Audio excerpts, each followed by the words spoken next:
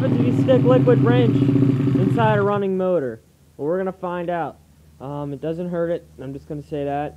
But you know, it ain't necessarily the best thing for it, and it's a piece of shit anyway. So sit back and watch it. I'm not gonna even say that. Sit back and watch what happens. It's pretty interesting. Keep